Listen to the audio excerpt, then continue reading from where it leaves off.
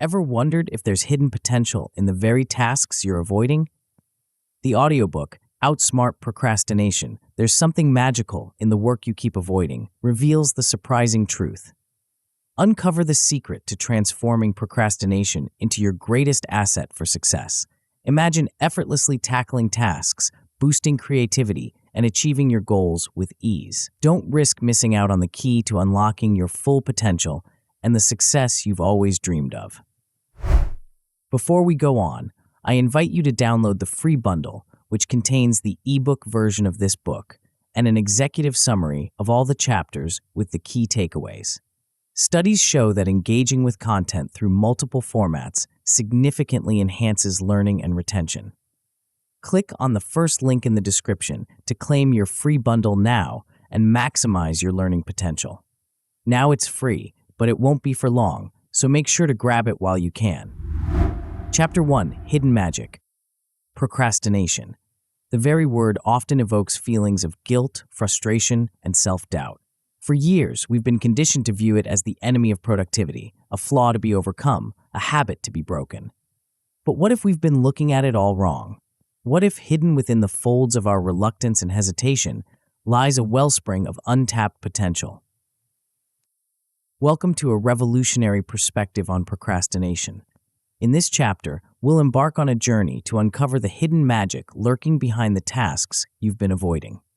It's time to shift your mindset from viewing procrastination as a setback to recognizing it as a signal that points towards deeper interests, innovative ideas, and capabilities you may not even realize you possess. This isn't about making excuses for putting things off. Rather, it's about reinterpreting your hesitation as a spark of curiosity, a hint of something more significant waiting to be explored. By the end of this chapter, you'll begin to see procrastination not as a roadblock, but as an internal communication tool, a compass pointing towards areas of potential growth and creativity. Let's start by exploring what you should be able to achieve the first time you go through this book. The initial and perhaps most crucial step is recognizing that procrastination is not just a bad habit, but a signal. This shift in perspective is fundamental to everything that follows. Instead of feeling frustrated when you find yourself avoiding a task, you'll learn to approach the situation with curiosity. What is this reluctance trying to tell you? What hidden message lies beneath the surface of your avoidance? As you progress, you'll develop the ability to analyze procrastination patterns in your daily life. This isn't about self-criticism, but self-discovery. You'll start to notice when and why you procrastinate, and these observations will become valuable data points in your journey of self-improvement. More importantly, you'll begin to identify areas where procrastination may actually be indicating hidden strengths. Perhaps you're avoiding a particular project because, deep down, you have a more innovative approach in mind that you haven't yet articulated. Alongside this newfound awareness of procrastination as a signal, you'll develop a keener understanding of what holds you back. This involves delving into the emotions behind avoidance. Are you putting off a task because of fear, perfectionism, or perhaps because it doesn't align with your true interests and values? You'll learn to distinguish between productive delays, those that allow for deeper reflection and creativity, and harmful ones that merely lead to stress and missed opportunities. Identifying common triggers that push you toward procrastination is another crucial skill you'll develop. These triggers can be external, like a cluttered workspace or constant notifications, or internal, such as certain thought patterns or emotional states. By recognizing these triggers, you'll be better equipped to manage them proactively. Now, let's look at what continuing to practice these concepts can lead to over time. The most significant outcome is developing a more intentional and proactive approach to work and life in general. Instead of being at the mercy of procrastination, you'll learn to harness it as a tool for self-improvement. Those moments of hesitation will transform from sources of guilt into opportunities for insight and creativity. Imagine being able to turn your tendency to procrastinate into a superpower for innovation. When you find yourself reluctant to start a project, instead of forcing yourself to push through, you might ask, What about this task is causing me to hesitate? Is there a more engaging or effective way to approach it? This kind of questioning can lead to breakthroughs in problem solving and creative thinking. Over time, you'll notice that decision-making and action-taking become easier.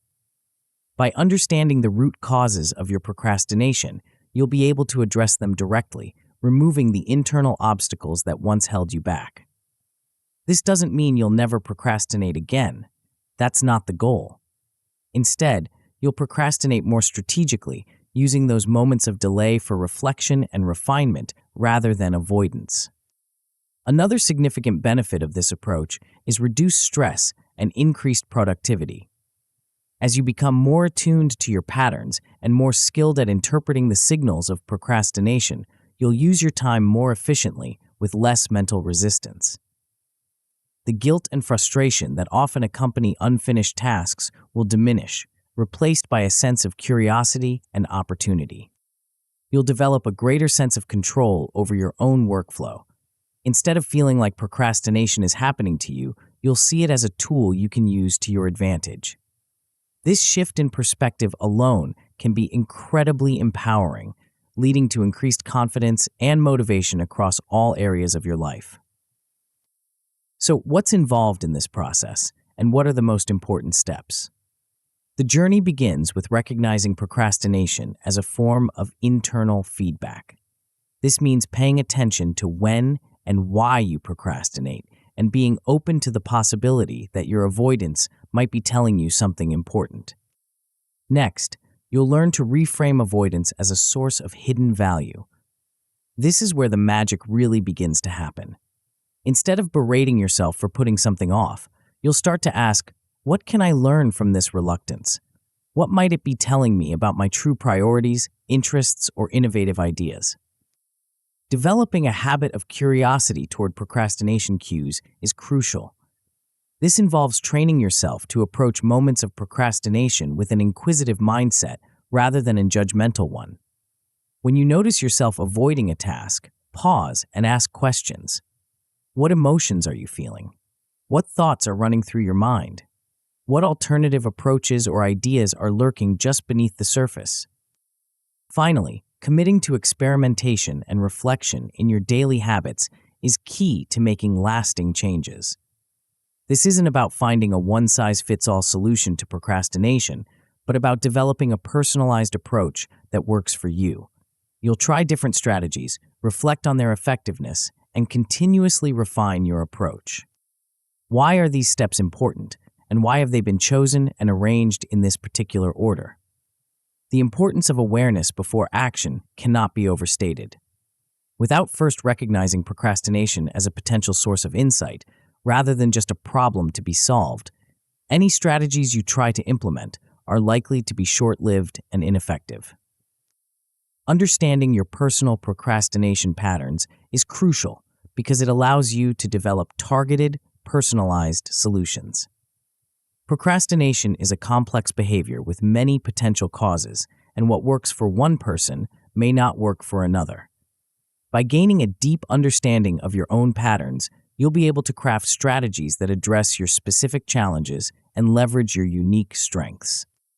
The role of mindset in ensuring long-term success cannot be overstated.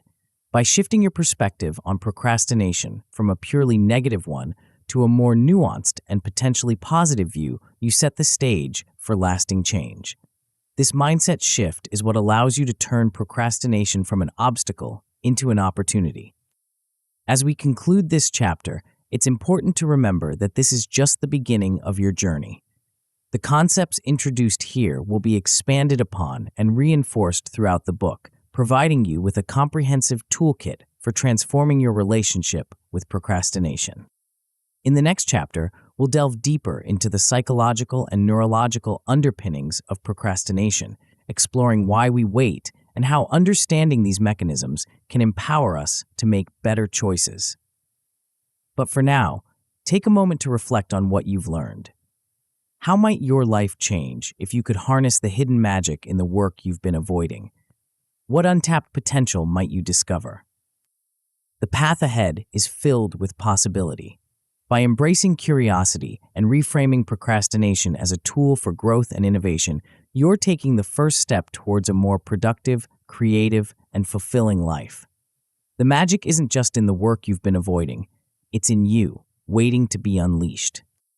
Before we continue, make sure to subscribe to Grow to the Top and activate notifications to receive more self-improvement tips that will supercharge your growth. And make sure to give this video a thumbs up and share it with your friends. It really helps the channel grow. Thank you for your support. Chapter 2: Why We Wait. Have you ever found yourself staring at a blank page, knowing you need to start writing, but somehow unable to begin? Or perhaps you've had an important task looming over you for days, weeks, or even months, yet you keep finding reasons to put it off. If so, you're not alone. The question is, why do we do this to ourselves? In this chapter, we're going to embark on a fascinating journey into the depths of the human mind to uncover the reasons behind our tendency to procrastinate. But before we dive in, let's consider why understanding these reasons is so crucial.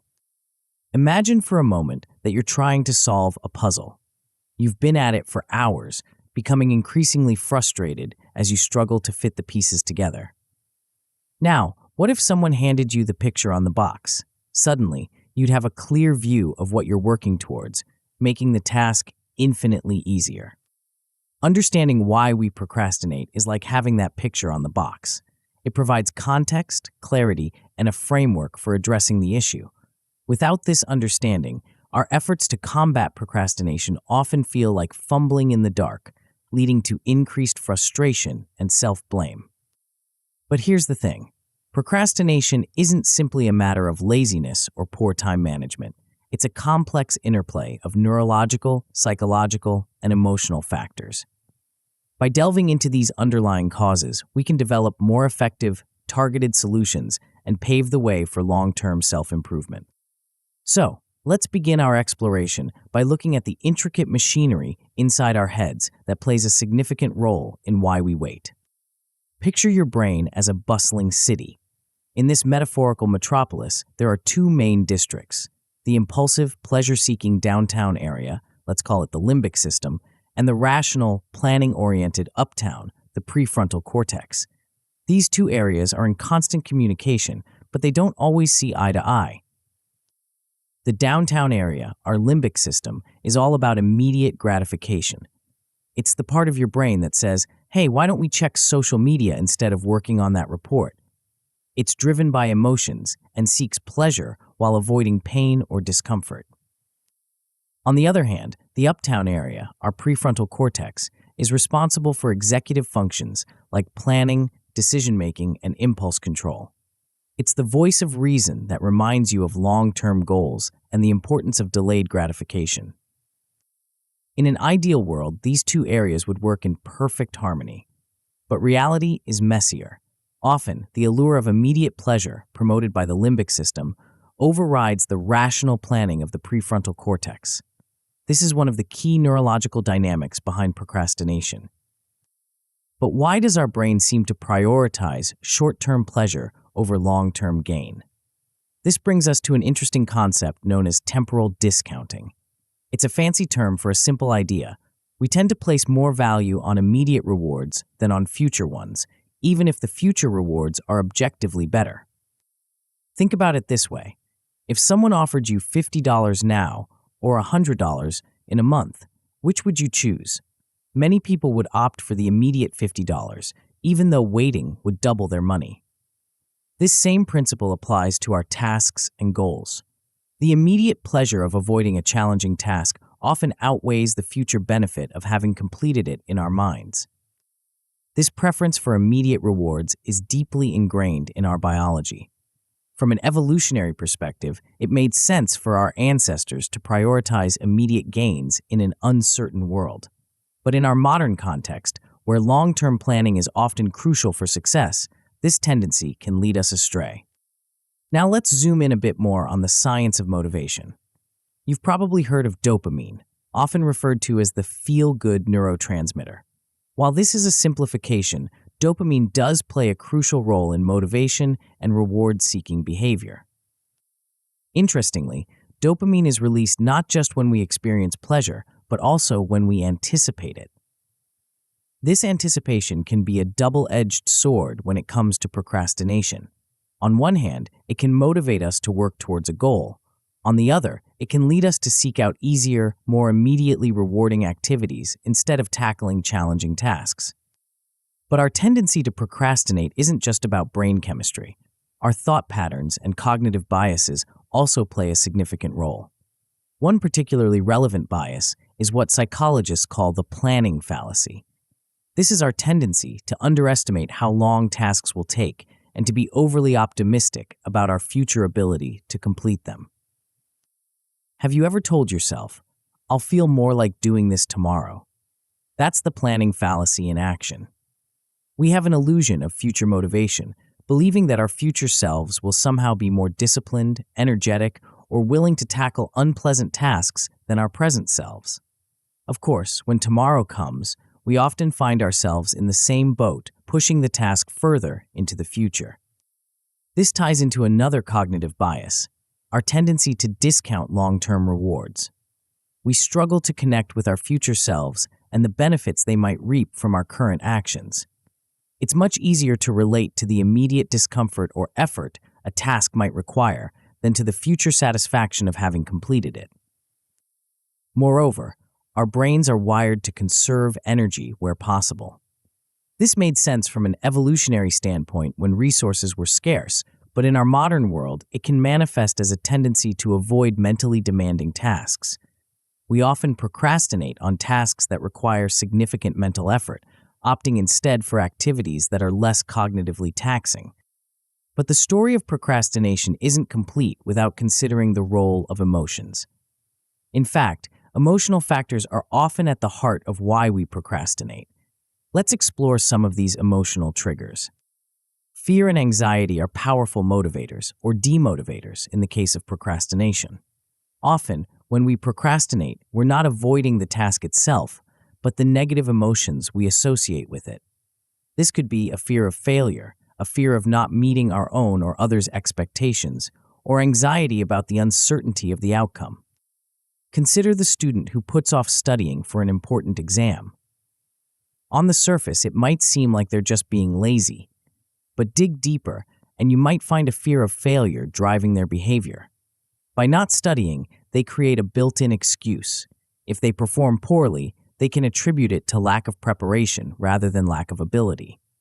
This self-sabotaging behavior is a way of protecting their self-esteem. Closely related to this is the role of perfectionism in procrastination. It might seem counterintuitive. Surely, perfectionists would be the first to tackle their tasks, right? In reality, perfectionism can be a significant driver of procrastination. The fear of not meeting impossibly high standards can be paralyzing, leading to avoidance rather than action. This fear and anxiety can create what psychologists call a stress avoidance loop. We feel stressed about a task, so we avoid it.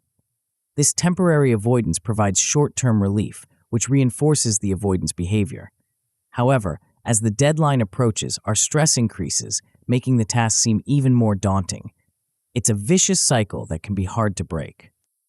But it's not just fear and anxiety that trigger procrastination. Discomfort, in various forms, can also lead us to put things off. We tend to avoid tasks that feel unfamiliar or challenging. Our brains prefer the comfort of known activities, even if they're less productive or beneficial in the long run. Boredom, too, can be a significant trigger for procrastination. When we perceive a task as uninteresting or monotonous, we're more likely to put it off in favor of more stimulating activities. This is why we might find ourselves organizing our desk drawers when we should be working on a tedious report. Uncertainty is another form of discomfort that can paralyze us into inaction. When we're not sure how to approach a task or what the outcome might be, it's tempting to avoid it altogether. This is why complex or ill-defined projects often fall victim to procrastination. Now that we've explored the why behind our tendency to wait, let's consider how we can apply this knowledge to our lives. The first step is to identify your personal procrastination triggers. Are you more likely to procrastinate when you're feeling anxious, bored, Overwhelmed? By recognizing your triggers, you can start to address them more effectively. Next, try tracking your avoidance patterns in different areas of your life. You might find that you procrastinate more in your professional life than your personal life, or vice versa. This awareness can help you tailor your anti-procrastination strategies to specific contexts. Once you've identified your triggers and patterns, you can begin to restructure your habits by managing these triggers proactively.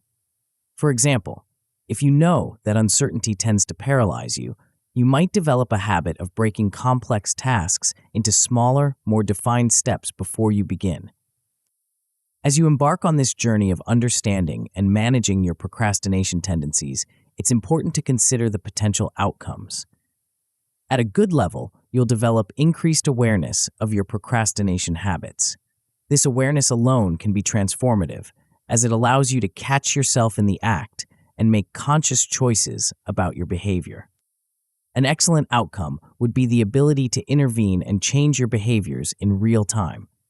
Imagine being able to recognize when you're about to fall into a procrastination trap and having the tools to redirect yourself towards productivity. This level of self-regulation can significantly improve your efficiency and reduce stress. The best possible outcome? Full mastery over your procrastination triggers, leading to automatic productivity. In this scenario, you've so thoroughly rewired your responses to procrastination triggers that productive behavior becomes your default mode. You no longer have to consciously fight against the urge to procrastinate because you've trained your brain to automatically choose the most beneficial course of action. Of course, the path to mastering procrastination isn't always smooth. There are potential pitfalls to be aware of.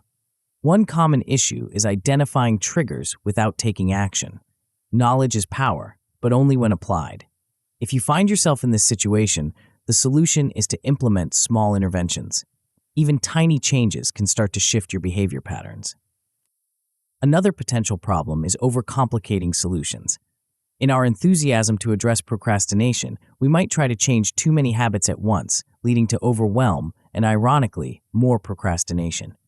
The fix? Focus on one habit at a time. Small, consistent changes are more likely to stick than dramatic overhauls. Lastly, don't be discouraged if progress seems slow. Changing ingrained behavior patterns takes time. The key is to track even minor improvements. Celebrate small victories. They're the building blocks of significant change. As we wrap up this exploration of why we wait, remember that understanding is the first step towards change. By delving into the neurological, cognitive, and emotional factors behind procrastination, we've equipped ourselves with valuable insights that can inform our strategies for overcoming it. But our journey doesn't end here. Now that we understand the why behind procrastination, we're ready to tackle the how of overcoming it. In the next chapter, we'll explore a powerful tool that can reshape your entire approach to productivity and personal growth. It's a concept that might seem counterintuitive at first, but it has the potential to transform how you view not just procrastination, but all of your habits and behaviors. Are you ready to discover the unexpected key to unlocking your productivity potential? Chapter 3: Mindset Shift. Have you ever wondered why some people seem to effortlessly tackle their tasks while others struggle with constant procrastination? The answer might surprise you. It's not about willpower, time management skills, or even motivation. The key lies in something far more fundamental: your mindset. In this chapter, we're going to explore a powerful concept that has the potential to revolutionize not just your productivity, but your entire approach to challenges and personal growth. We're going to delve into the world of mindset and discover how the way you think about yourself and your abilities can either hold you back or propel you forward. But before we dive in, let's consider why this is so important. Imagine for a moment that your mind is like a garden. Your thoughts are the seeds you plant in this garden. Some of these seeds grow into beautiful, flourishing plants that bear fruit in the form of productivity, creativity, and success. Others grow into weeds that choke out progress and nurture procrastination. The mindset you cultivate is the soil in which these seeds grow. A negative, self-defeating mindset is like poor, acidic soil that stunts growth and encourages the spread of weeds. On the other hand, a positive, growth-oriented mindset is rich, fertile soil that allows even the smallest seeds of effort to blossom into remarkable achievements. This isn't just feel-good philosophy. There's solid science behind the power of mindset, and we're going to explore it together. We'll look at how your self-perception directly influences your productivity, how changing your internal dialogue can remove subconscious barriers, and how cultivating a proactive mindset can prevent you from relapsing into old, unproductive habits. But here's the truly exciting part. Your mindset isn't fixed. Just like you can improve the soil in a garden, you can cultivate and enhance your mindset. And as we'll discover, this process of mindset cultivation can literally change the structure of your brain, creating new neural pathways that support productivity and success. So, are you ready to start tending to your mental garden? Let's begin by exploring the weeds, those negative beliefs that might be holding you back without you even realizing it. Think about the last time you procrastinated on an important task. What thoughts were running through your head? Maybe you told yourself, "I'm just not good at this kind of work," or "I'll never be able to finish this on time." Perhaps you thought, "I'm not in the right mood to do this now," or "I work better under pressure anyway." These thoughts might seem harmless, even realistic, but they're actually powerful seeds of self-doubt that can grow into formidable barriers to action. They're examples of what psychologists call self-defeating thoughts, and they're at the root of many procrastination habits. The tricky thing about these thoughts is that they often operate below the level of conscious awareness. They're like background noise in your mind, subtly influencing your behavior without you realizing it. That's why the first step in shifting your mindset is becoming aware of these thoughts. One common type of self-defeating thought is the internalized doubt. This is the voice in your head that questions your abilities, that tells you you're not smart enough, skilled enough, or disciplined enough to accomplish your goals. This internalized doubt can be paralyzing, preventing you from even starting tasks because you're convinced you'll fail anyway. Another pattern to watch out for is recurring negative thought loops. These are those cyclical thoughts that play over and over in your mind, each repetition reinforcing your sense of inadequacy or hopelessness. For example, you might find yourself thinking, "I always procrastinate. I'll never change. Why even bother trying?" This kind of thinking can become a self-fulfilling prophecy, trapping you in a cycle of procrastination and self-blame. As you start to pay attention to your thoughts, you might be surprised at how many mental roadblocks you've set up for yourself. Common ones include all-or-nothing thinking. "If I can't do this perfectly, there's no point in trying." Overgeneralization. "I messed up once, so I'll always mess up." And emotional reasoning. "I don't feel like doing this, so I must not be capable of it." These self-defeating thoughts often stem from what psychologists call a fixed mindset. This is the belief that your abilities, intelligence, and personality are static traits that can't be changed. When you have a fixed mindset, you tend to avoid challenges because you're afraid of failure. You see effort as fruitless because you believe you can't improve. And you ignore useful feedback because it threatens your sense of who you are. The fixed mindset is particularly problematic when it comes to intelligence. If you believe that intelligence is a fixed trait, you're more likely to give up when faced with difficult tasks. You might think, "If I were smart enough, this would be easy for me," and use that as an excuse to procrastinate or avoid the task altogether. Another fixed mindset trap is the belief that motivation is something that happens to you rather than something you can cultivate. How often have you told yourself, "I'm just not motivated right now"? This kind of thinking absolves you of responsibility for your actions, or lack thereof, and leaves you waiting passively for motivation to strike. It's important to recognize that these fixed mindset beliefs often have deep roots. They may stem from early experiences or messages you received growing up. Perhaps you were praised for being smart rather than for your effort, leading you to believe that intelligence is innate rather than developed. Or maybe you internalized messages about your capabilities based on early struggles or failures. But here's the good news. Just as you can become aware of these negative thought patterns and fixed mindset beliefs, you can also learn to change them. This is where the power of cognitive behavioral theory comes into play. Cognitive behavioral theory, CBT, is based on the idea that our thoughts, feelings, and behaviors are all interconnected. By changing our thought patterns, we can influence our emotions and ultimately our actions. This means that by reframing those negative, self-defeating thoughts, you can start to break the cycle of procrastination. Let's say you catch yourself thinking, "I'm just not good at this kind of work." A CBT approach would encourage you to challenge this thought. Is it really true that you're not good at it, or is it just unfamiliar and challenging? Could you become good at it with practice? By questioning and reframing these thoughts, you can start to shift your mindset. But changing your mindset isn't just about eliminating negative thoughts. It's also about cultivating a growth mindset, the belief that your abilities can be developed through dedication and hard work. This concept, pioneered by psychologist Carol Dweck, has profound implications for how we approach challenges and setbacks. When you have a growth mindset, you see challenges as opportunities to learn and grow, rather than as threats to your self-image. You embrace effort as the path to mastery, rather than evidence of inadequacy, and you learn from criticism instead of ignoring it. Adopting a growth mindset doesn't mean believing that anyone can become anything with enough effort. It's not about denying the reality of individual differences in abilities. Rather, it's about believing in the potential for growth and improvement regardless of your starting point. This shift from a fixed to a growth mindset can be transformative when it comes to procrastination. Instead of avoiding tasks because you're afraid of failure or judgment, you start to see them as opportunities for growth. The voice in your head that says, "I can't do this," becomes, "I can't do this yet, but I can learn." But how does this mindset shift actually happen in your brain?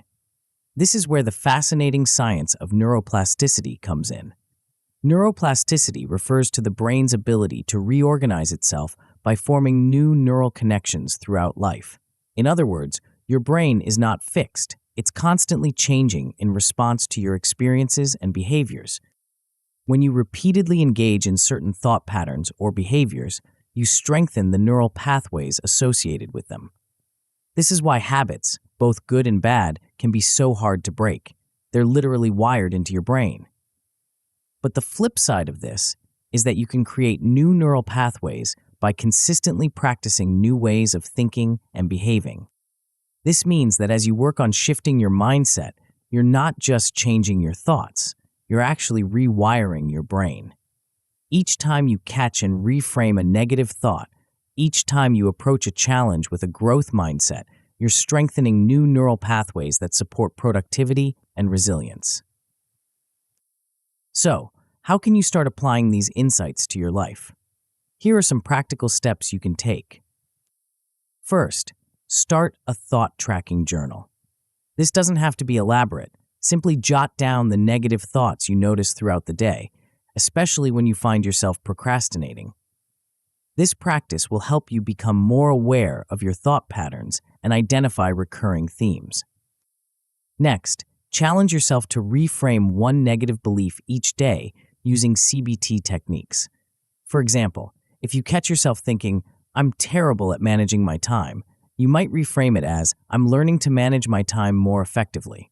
Remember, the goal isn't to engage in unrealistic positive thinking, but to challenge overly negative or absolute statements. Finally, use evidence-based affirmations to reinforce positive change. Unlike generic positive statements, evidence-based affirmations are grounded in your actual experiences and achievements. For instance, instead of saying, "I am always productive," you might say, "I have successfully completed challenging tasks in the past, and I can do so again." As you embark on this mindset shift journey, it's important to have realistic expectations about the outcomes. At a good level, you can expect to experience reduced self-doubt and more confidence in starting tasks. You'll find yourself less paralyzed by perfectionism and more willing to take action, even when the outcome is uncertain. An excellent outcome would be the ability to overcome perfectionism and fear of failure. You'll start to see mistakes and setbacks as learning opportunities rather than personal failings. This shift alone can dramatically reduce procrastination, as you'll no longer be held back by the fear of not doing things perfectly. The best possible outcome? A fully ingrained growth mindset that leads to ongoing success. In this scenario, your default approach to challenges becomes one of curiosity and determination. You automatically look for opportunities to learn and grow, and you're not deterred by setbacks or difficulties.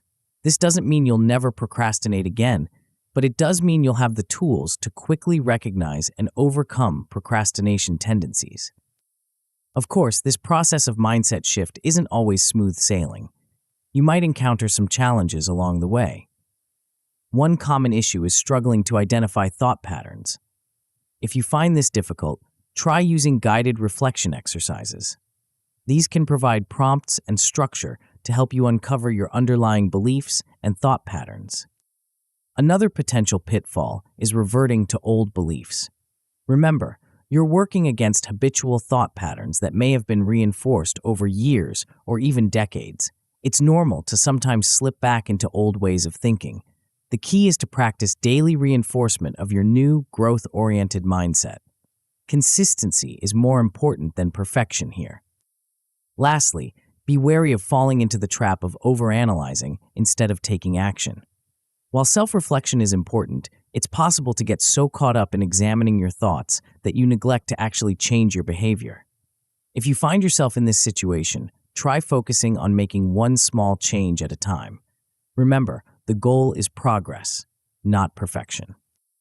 As we wrap up this exploration of mindset shift, take a moment to reflect on how far you've come. You've learned to recognize self-defeating thoughts, understand the trap of a fixed mindset, and begun to cultivate a growth-oriented approach to challenges. You're not just changing your thoughts, you're literally rewiring your brain for success. But our journey doesn't end here. While mindset is a crucial foundation, it's only the beginning. In the next chapter, we'll explore a powerful technique that will help you translate your new mindset into concrete action. It's a method that might seem deceptively simple at first, but when combined with your shifted mindset, it has the potential to skyrocket your productivity and finally break the cycle of procrastination. Are you ready to discover the secret to turning abstract goals into achievable realities? Chapter 4, Clear Goals. Have you ever found yourself staring at a to-do list filled with vague, overwhelming tasks? Perhaps you've written down, "Start project" or "Get in shape," only to find yourself paralyzed by the sheer magnitude of these ambitions. If so, you're not alone.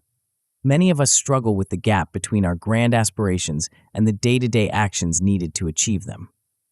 But what if I told you that the key to bridging this gap lies in a simple yet powerful concept? In this chapter, we're going to explore a fundamental principle that has the potential to revolutionize your approach to tasks and goals. It's a principle that, when applied correctly, can transform even the most daunting projects into manageable, achievable steps.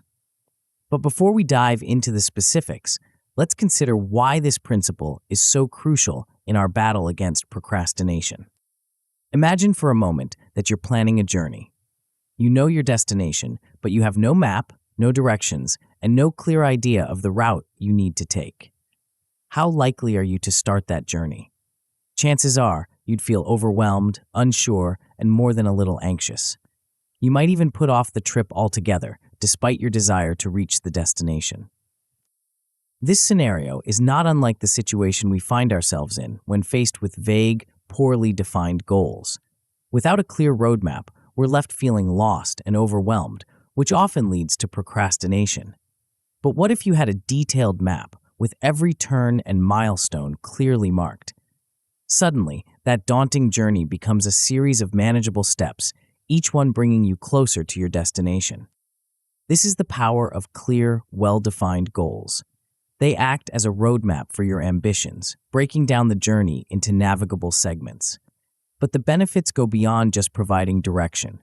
Clear goals have a profound impact on our psychology and behavior, influencing everything from our motivation levels to our ability to focus and prioritize. Let's start by exploring why clarity is so important when it comes to goal setting.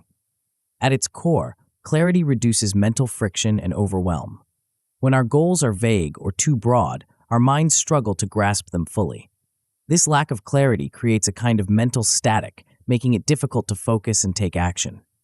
On the other hand, clear, specific goals provide our minds with concrete targets to latch onto, reducing the cognitive load and making it easier to get started. Moreover, specificity in our goals increases motivation and follow-through. There's something psychologically satisfying about knowing exactly what we're aiming for. It allows us to visualize our success more vividly, which in turn boosts our motivation to take action. When we can see the finish line clearly, we're more likely to start running towards it. Structured goals also make prioritization easier. When we have a clear hierarchy of objectives, it becomes much simpler to decide what to focus on at any given moment. This clarity helps us avoid the paralysis that often comes from having too many vague, competing priorities. But what exactly do we mean by clear goals? Let's delve deeper into the concept of clarity in goal setting. At its most basic level, clarity is about being specific and concrete in defining what you want to achieve. It's the difference between saying, I want to be more productive and I want to complete 3 major project milestones by the end of this month. The power of this specificity lies in its ability to enhance commitment and focus. When we set vague goals, it's easy to let ourselves off the hook. After all, what does be more productive really mean? How would you know if you've achieved it? On the other hand, a specific goal, like completing 3 project milestones, gives you a clear target to aim for. It allows you to measure your progress and holds you accountable. This principle applies not just to big, overarching goals, but to our day-to-day objectives as well. Consider the difference between work on report and write the introduction and first 2 sections of the quarterly report. The latter gives you a clear starting point and a defined endpoint, making it much easier to dive in and get started. The psychological benefits of this clarity are profound. For one, clarity acts as an anxiety reduction tool. Much of the stress and anxiety we feel around our tasks and goals stems from uncertainty. When we're not sure exactly what we need to do or how to do it, our minds tend to magnify the difficulty and complexity of the task. This uncertainty feeds procrastination, creating a vicious cycle of avoidance and increased anxiety. Clear, specific goals cut through this uncertainty. They provide a sense of direction and control, which can significantly reduce anxiety and make tasks feel more manageable. This reduction in anxiety, in turn, makes it easier to get started and maintain momentum. Moreover, there's a certain mental reward that comes from working on structured tasks. Our brains like order and progress. When we have clear goals and can see ourselves making headway, it triggers the release of dopamine, a neurotransmitter associated with pleasure and motivation. This creates a positive feedback loop where progress motivates us to continue making progress. Now that we understand the importance of clarity, let's explore how we can structure our tasks to harness these benefits. One of the most powerful techniques for doing this is known as chunking. This cognitive strategy involves breaking down complex tasks or projects into smaller, more manageable parts. The beauty of chunking lies in its ability to reduce overwhelm. When faced with a large, complex project, our minds can easily become overwhelmed by the sheer number of steps involved. This overwhelm often leads to procrastination as we put off tackling what seems like an insurmountable task. By breaking the project down into smaller chunks, we make it feel more manageable and less daunting. But chunking isn't just about making tasks feel easier. It's also about creating a clear sequence of actions that lead to our ultimate goal. This is where the concept of turning projects into sequential mini-goals comes into play. Instead of having one big, vague goal looming over us, we create a series of smaller, achievable objectives that build upon each other. For example, instead of having a goal to write a book, you might break it down into mini-goals like outline the first 3 chapters, write 500 words per day for 30 days, complete first draft of chapter 1, and so on. Each of these mini goals is specific, achievable, and contributes directly to the larger objective. This segmentation of tasks also makes it easier to track progress. When we have clear, defined steps, we can easily see how far we've come and how far we have left to go. This visibility of progress is crucial for maintaining motivation and momentum. It allows us to celebrate small wins along the way, which can be incredibly energizing and help us push through periods of low motivation. But breaking down projects is only part of the equation. To truly harness the power of clear goals, we need to focus on creating actionable steps. This means moving beyond vague intentions to defining specific, concrete actions that we can take immediately. One powerful technique for doing this is to focus on defining next actions instead of abstract goals. A next action is the very next physical, visible activity that needs to be done to move a project forward. It's about asking yourself, what's the next thing I need to do to make progress on this? For instance, instead of having a task like start exercise routine, you might define next actions like research local gyms, schedule a tour of the top 3 gyms, or buy running shoes. These are specific, actionable steps that you can take right away without needing to make any further decisions. This focus on next actions is based on the concept of implementation intentions, a psychological technique that has been shown to significantly increase the likelihood of following through on our goals. Implementation intentions involve specifying the when, where, and how of goal-directed behavior. By clearly defining these aspects, we reduce the mental effort required to initiate action and create a stronger link between our intentions and our behavior. Another crucial aspect of creating actionable steps is mapping out subtasks with timeframes. This involves not just breaking down a project into smaller parts, but also estimating how long each part will take and when you plan to complete it. This level of detail helps create a sense of urgency and provides a clear schedule to work towards. Of course, all of this planning and structuring is only useful if we actually put it into practice. So how can we apply these theories to our daily lives? One effective approach is to develop a daily and weekly goal structure. This involves setting clear objectives for each day and week, ensuring that these shorter-term goals align with and contribute to your larger, long-term objectives. Using an accountability system to track tasks can also be incredibly helpful. This could be as simple as a checklist or as complex as a digital project management tool. The key is to have a system that allows you to clearly see what needs to be done, what you've accomplished, and what's coming up next. It's also important to regularly review and adjust your goals for clarity. Our circumstances and priorities can change over time, and our goals should reflect these changes. Set aside time periodically to review your goals, assess your progress, and make any necessary adjustments to ensure your goals remain clear, relevant, and motivating. As you start implementing these strategies, you can expect to see several positive outcomes. At a good level, you'll likely experience improved task initiation and focus. The clarity and structure provided by well-defined goals make it easier to get started and stay on track, reducing the tendency to procrastinate. An excellent outcome would be faster execution of complex projects. As you become more adept at breaking down large tasks and defining clear action steps, you'll find that you can tackle even complex projects with greater efficiency and less stress. The best possible outcome? A fully optimized personal productivity system. In this scenario, setting clear goals and breaking them down into actionable steps becomes second nature. You have a well-oiled system for defining, tracking, and achieving your objectives, leading to consistent progress and achievement across all areas of your life. Of course, as with any new approach, there can be some pitfalls to watch out for. One common issue is overcomplicating the goal-setting process. In our enthusiasm to be thorough, we might create overly complex systems that are difficult to maintain.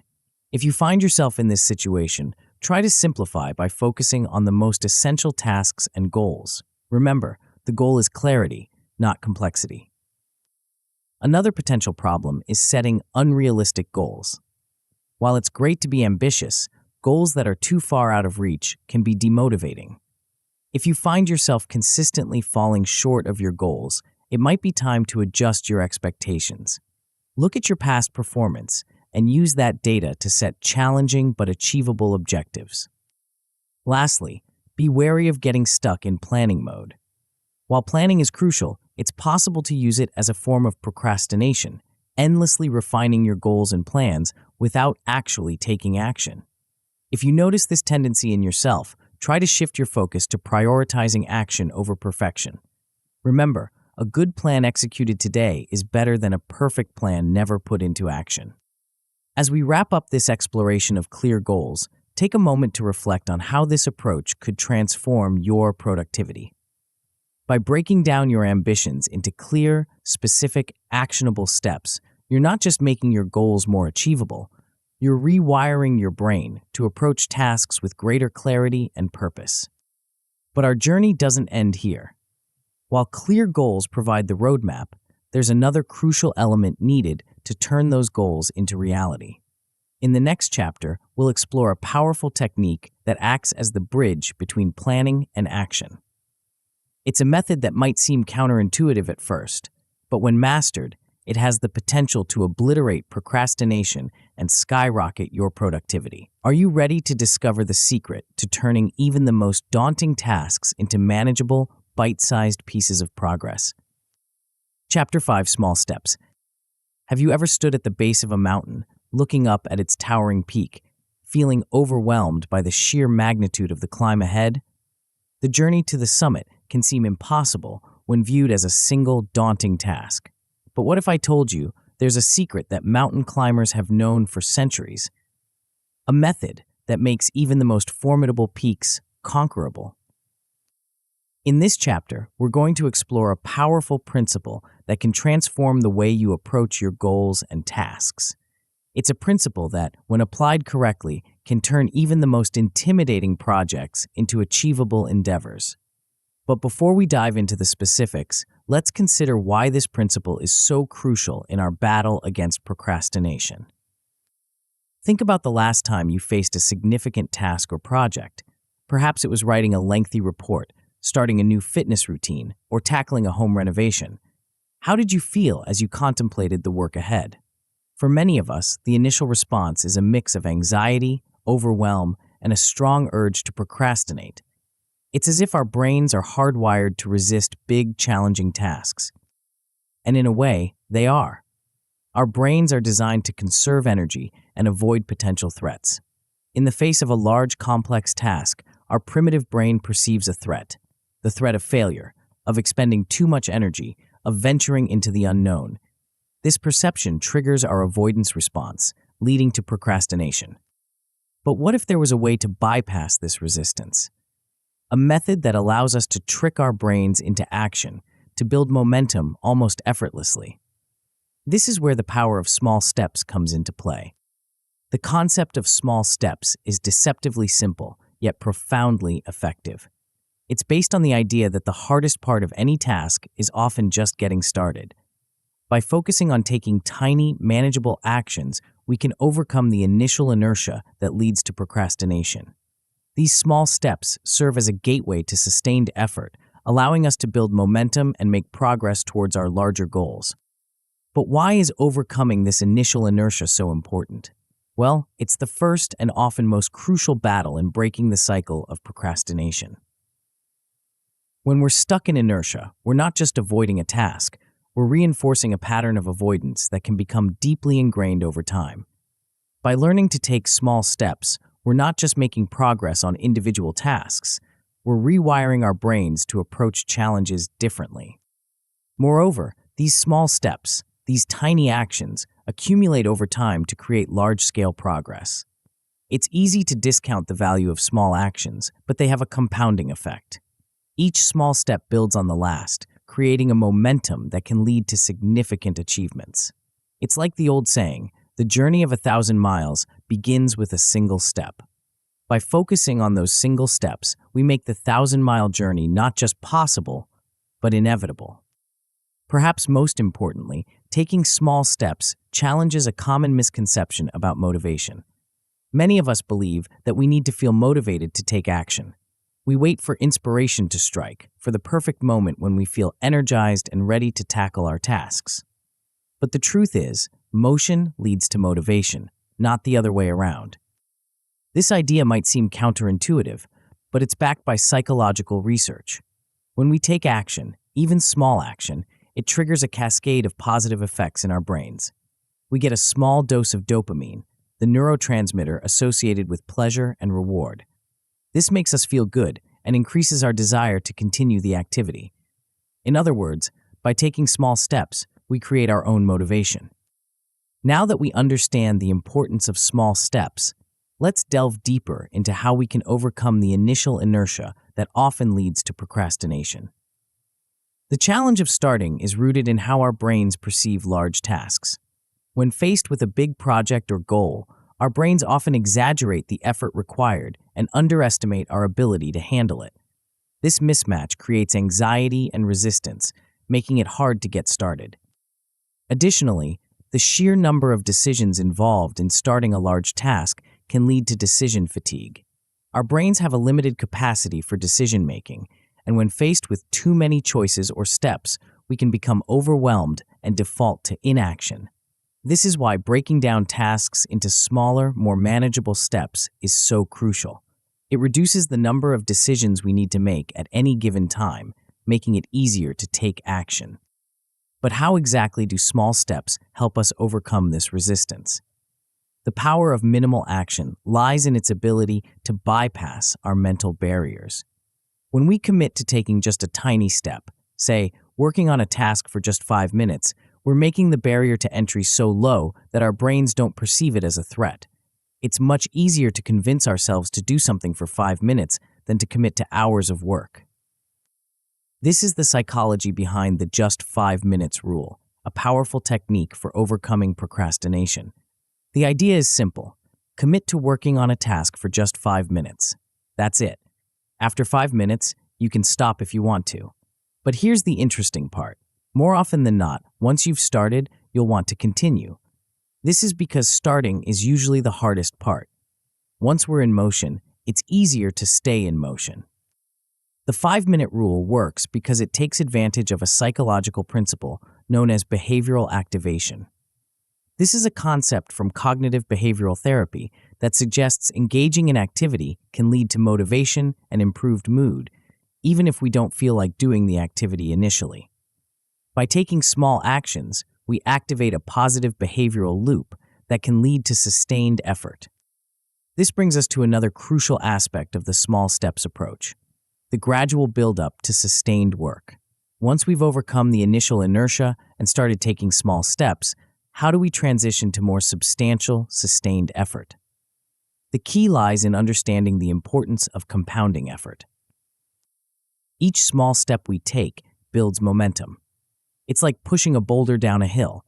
At first, it takes a lot of effort to get it moving, but once it starts rolling, it picks up speed on its own. In the same way, our small steps can snowball into larger actions and more sustained work.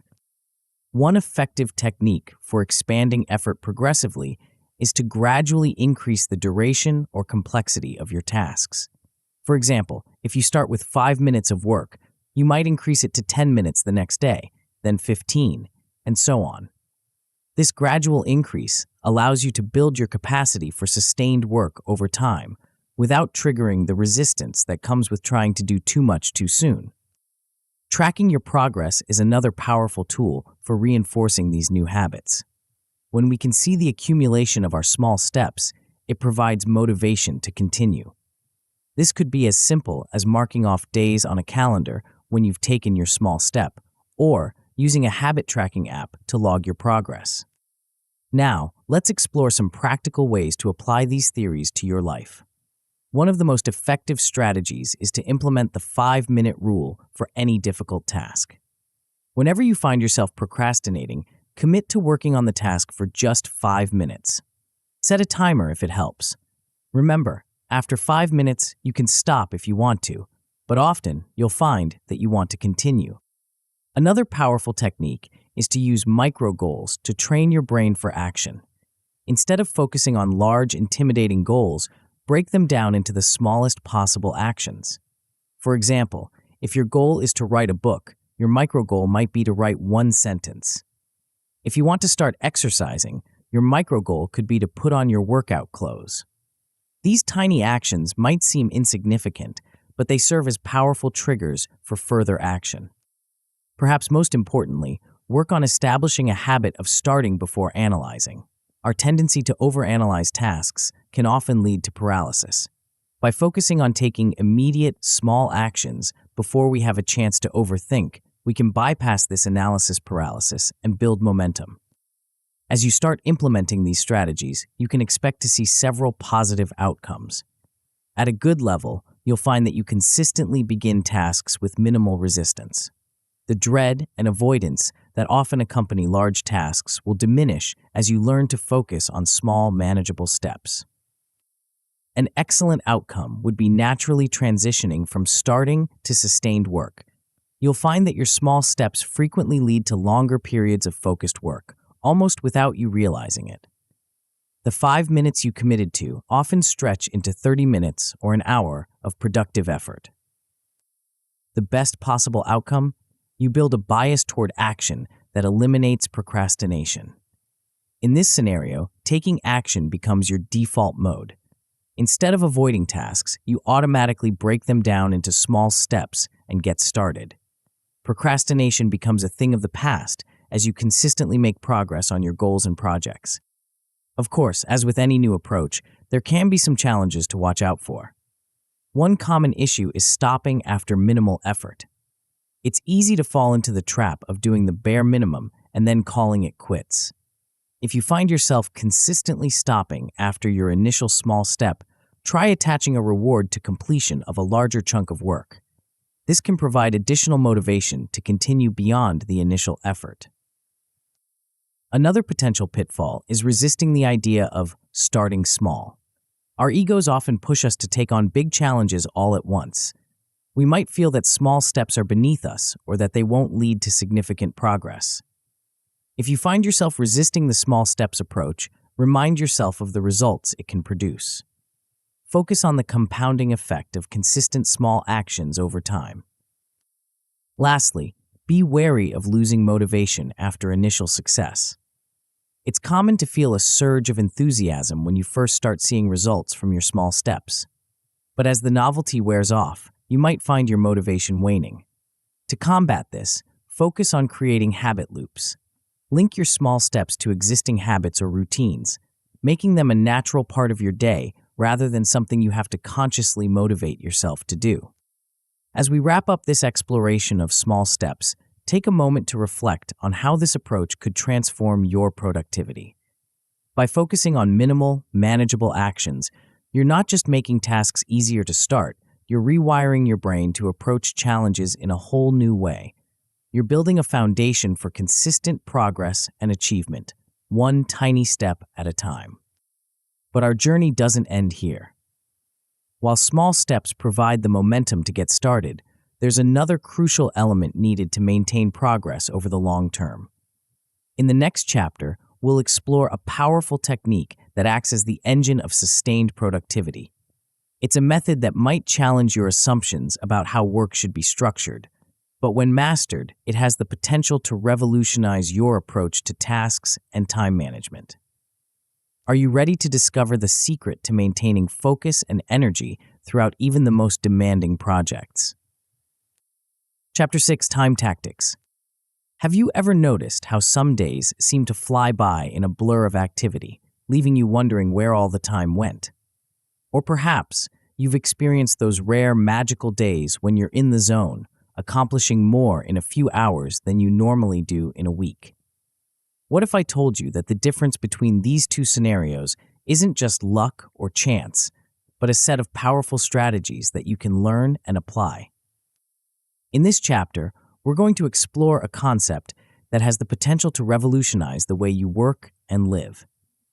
It's an approach that goes beyond simple time management tips and delves into the very nature of how our brains function and how we can align our work habits with our natural rhythms. But before we dive into the specifics, let's consider why this concept is so crucial in our quest for productivity and fulfillment. Think about the last time you sat down to work on an important project. How long were you able to maintain deep, focused concentration? For many of us, sustained focus is becoming increasingly rare in our distraction-filled world.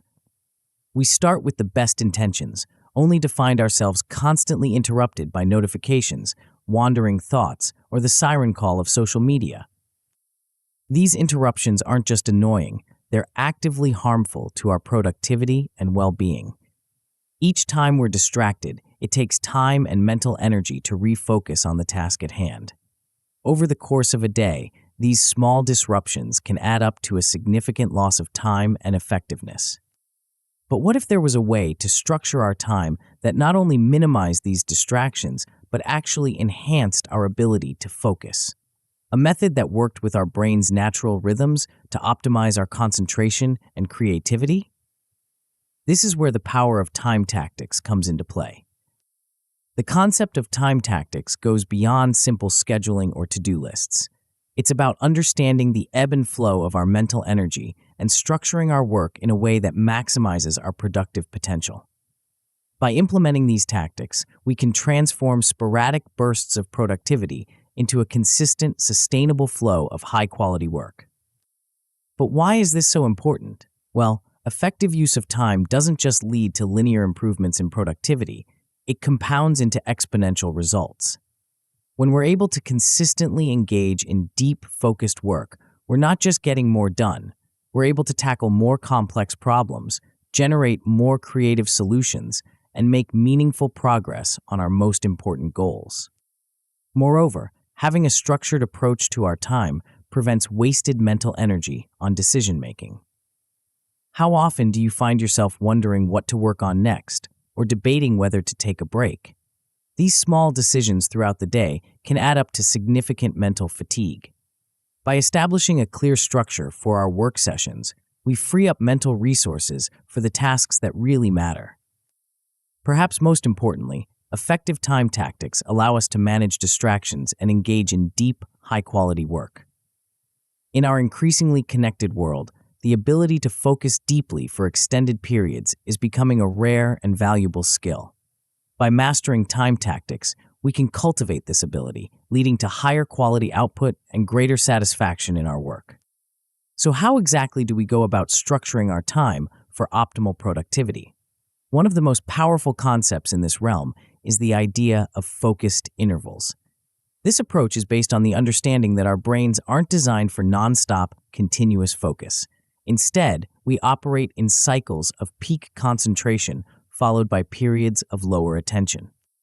The science behind these attention cycles is fascinating. Research has shown that our brains naturally oscillate between periods of high focus and more relaxed states. These cycles typically last around 90 minutes, after which our concentration tends to wane. By working with these natural rhythms rather than against them, we can maintain higher levels of focus and productivity throughout the day. This is where the concept of structured breaks comes into play. Far from being a waste of time, strategic breaks are actually crucial for maintaining cognitive function. When we take short breaks between periods of intense focus, we give our brains a chance to rest and recharge. This not only prevents mental fatigue, but can actually enhance our ability to concentrate when we return to our task. One popular method for implementing this approach is known as the Pomodoro technique. This technique involves working in focused 25-minute intervals, called Pomodoros, followed by 5-minute breaks. After 4 Pomodoros, you take a longer break of 15 to 30 minutes. This 25-5 cycle is just one possibility. Some people prefer longer cycles, like 50-10 or even 90-15. The key is to find the rhythm that works best for you.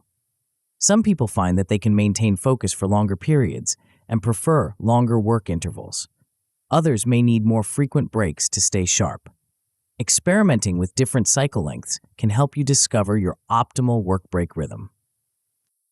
But it's not just about the length of your work intervals. How you use your break time is equally important. While it might be tempting to use breaks to check email or social media, these activities can actually be mentally draining and make it harder to refocus when your break is over. Instead, try using your breaks for activities that help you recharge. This could be some light stretching, a short walk, or even a few minutes of mindfulness meditation. It's also important to recognize that different types of work may require different approaches. Creative work, for instance, might benefit from longer, uninterrupted periods of focus, while more routine tasks might be well suited to shorter work intervals. The key is to be flexible and adjust your approach based on the nature of the task at hand. Now, let's address one of the biggest challenges to maintaining focused work sessions: distractions. In our hyper-connected world, distractions are everywhere, and they can derail even our best intentions for productive work. Digital distractions are perhaps the most pervasive in modern work environments. The constant ping of notifications from emails, messages, and social media can fragment our attention and make it difficult to maintain deep focus. One effective strategy for managing these distractions is to create designated periods of digital silence during your focused work sessions. This might mean turning off notifications, using website blockers, or even putting your phone in another room. Environmental distractions can also significantly impact our ability to focus. These might include noise from coworkers or family members, visual clutter in your workspace, or even uncomfortable temperatures. Creating a dedicated workspace that minimizes these distractions can go a long way toward improving your focus. This might involve using noise-canceling headphones, decluttering your desk, or finding a quiet corner where you can work undisturbed. But perhaps the most challenging distractions to manage are the internal ones, the thoughts, worries, and urges that arise from within our own minds. These internal distractions can be particularly insidious because they're always with us, regardless of our external environment. One effective technique for managing these internal distractions is to keep a distraction log during your focused work sessions. Whenever a distracting thought arises, quickly jot it down and return to your work. This allows you to acknowledge the thought without letting it derail your focus, and you can always return to it during your next break if necessary. Now that we've explored the theory behind effective time tactics, let's consider how to apply these concepts in practice. One of the most powerful steps you can take is to implement structured work sessions with scheduled breaks. This might involve using a timer to enforce your chosen work break cycle or using specialized software that can help you stick to your chosen rhythm. Another crucial step is to proactively eliminate or manage common distractions in your environment. This might involve creating a dedicated workspace, establishing clear boundaries with coworkers or family members, or using tools to manage digital distractions. The key is to be proactive. Don't wait for distractions to arise before dealing with them. Setting up a reward system for deep, focused work can also be highly effective. This taps into the power of behavioral reinforcement, creating a positive association with periods of concentrated effort. Your rewards don't have to be large. Even small pleasures like a favorite snack or a few minutes of a beloved hobby can be powerful motivators when consistently paired with productive work sessions. As you start implementing these time tactics, you can expect to see several positive outcomes. At a good level, you'll develop a more structured approach to work. You'll find yourself naturally falling into a rhythm of focused work and rejuvenating breaks, leading to more consistent productivity throughout the day. An excellent outcome would be consistently working in deep focus sessions. You'll find that you're able to maintain concentration for longer periods, tackling complex problems with greater ease and producing higher quality work. The best possible outcome? You achieve more in less time with optimized energy use. In this scenario, you're not just more productive, you're also less stressed and more satisfied with your work. You'll find that you have more energy at the end of the day, both for personal pursuits and for tackling additional work if needed. Of course, as with any new approach, there can be some challenges to watch out for. One common issue is losing focus mid-session. If you find this happening frequently, try tracking and analyzing your distractions. Keep a log of what's interrupting your focus. Is it external noise, digital notifications, or internal thoughts? Once you identify patterns, you can develop targeted strategies to address these specific distractions. Another potential pitfall is struggling with scheduling. You might find that certain work cycles don't suit your natural rhythms or the demands of your work. The solution here is to experiment with different cycles. Try varying the length of your work sessions and breaks until you find a rhythm that feels natural and sustainable for you. Lastly, be wary of neglecting breaks. It's easy to fall into the trap of thinking that working non-stop is more productive, but this often leads to burnout and decreased effectiveness over time. If you find yourself consistently skipping breaks, try using a timer to enforce structured rest periods. Remember, breaks are not a luxury. They're an essential part of maintaining long-term productivity. As we wrap up this exploration of time tactics, take a moment to imagine how these strategies could transform your work life. Picture yourself moving through your day with a sense of purpose and focus, effortlessly shifting between periods of deep concentration and rejuvenating breaks. Imagine the satisfaction of consistently making meaningful progress on your most important tasks, free from the constant interruptions that once fragmented your attention. But our journey doesn't end here. While effective time management is crucial, there's another element that can make or break our productivity efforts. In the next chapter, we'll explore a dimension of work that's often overlooked but is absolutely critical for long-term success. It's an aspect that goes beyond tactics and techniques, touching on the very core of how we approach challenges and setbacks. Are you ready to discover the hidden factor that can turn even the most daunting tasks into opportunities for growth and achievement? Chapter 7, Emotional Resilience. Have you ever found yourself fully prepared to tackle an important task, armed with clear goals and a well-structured plan, only to find yourself inexplicably paralyzed when it comes time to act? Or perhaps you've experienced the frustration of making great progress on a project, only to have your momentum derailed by an unexpected wave of stress or anxiety. If so, you're not alone. These experiences point to a crucial, often overlooked aspect of productivity and success, one that goes beyond strategies and schedules, touching on the very core of how we function as human beings. In this chapter, we're going to explore a concept that has the power to transform not just your productivity, but your entire approach to challenges and setbacks. It's an element that, when mastered, can provide you with an unshakable foundation for success in all areas of life. But before we dive into the specifics, let's consider why this concept is so crucial in our quest for achievement and fulfillment. Think about the last time you faced a significant challenge or setback. How did you react emotionally? Did you feel overwhelmed, anxious, or defeated? Or were you able to maintain a sense of calm and perspective, viewing the challenge as an opportunity for growth? The difference between these two reactions lies at the heart of what we'll be exploring in this chapter. Our emotions play a profound role in shaping our actions and decisions. They can be powerful motivators, driving us to achieve great things, but they can also be formidable obstacles, holding us back from reaching our full potential. The key lies not in suppressing or ignoring our emotions, but in learning to understand and manage them effectively. This is where the concept of emotional resilience comes into play. Emotional resilience is not about being immune to stress or negative emotions. Rather, it's about developing the ability to navigate challenging emotions in a way that allows us to stay focused on our goals and maintain our productivity, even in the face of adversity. But why is emotional resilience so important when it comes to productivity and overcoming procrastination?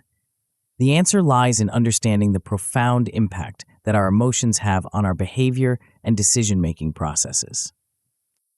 Emotional roadblocks are often the primary cause of task avoidance and procrastination. When we're feeling stressed, anxious, or overwhelmed, our natural tendency is to avoid the source of these uncomfortable feelings. If we associate a particular task or project with stress or potential failure, we're much more likely to put it off, even if we know intellectually that it's important. Moreover, if we don't learn to manage our emotions effectively, procrastination can become a habitual response to stress or discomfort. Over time, this can create a self-reinforcing cycle where the act of procrastination itself becomes a source of stress and negative emotions, leading to even more avoidance behavior.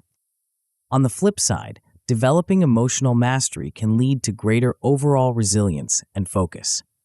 When we're able to maintain emotional equilibrium in the face of challenges, we're better equipped to stay focused on our goals and make progress even when things get tough. This resilience doesn't just apply to our work. It can have a positive impact on all areas of our lives, from our relationships to our personal growth. So, how do we go about developing this crucial skill of emotional resilience? The first step is learning to recognize our emotional triggers. We all have certain situations, thoughts, or experiences that tend to provoke strong emotional responses. These triggers can vary widely from person to person, but some common ones in the context of productivity and procrastination include fear of failure, perfectionism, feeling overwhelmed by the size or complexity of a task, or anxiety about potential outcomes. Identifying stress and anxiety cues is particularly important. These might include physical sensations like a racing heart or tense muscles, cognitive signs like racing thoughts or difficulty concentrating, or behavioral indicators like restlessness or irritability.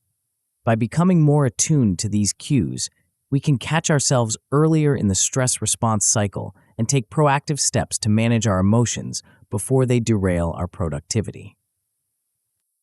It's also crucial to understand the role that self-doubt plays in avoidance behaviors. Often, when we procrastinate, it's not because we're lazy or unmotivated, but because we're grappling with underlying doubts about our abilities or the potential outcomes of our efforts. These doubts can create internal conflicts, leading to resistance and avoidance.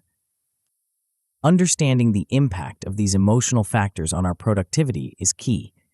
Emotional distress doesn't just make us feel bad, it actually impairs our cognitive function. When we're stressed or anxious, our ability to focus, make decisions, and think creatively is diminished. This is due in part to the physiological effects of stress on the brain. When we're under stress, our amygdala, the part of the brain responsible for processing emotions, becomes hyperactive. This can trigger a cascade of stress hormones, including cortisol and adrenaline. While these hormones can be helpful in true fight-or-flight situations, they're less useful when we're trying to focus on complex cognitive tasks. Chronic stress can even lead to changes in brain structure, affecting areas involved in memory and decision-making. This physiological stress response can create a state of decision paralysis.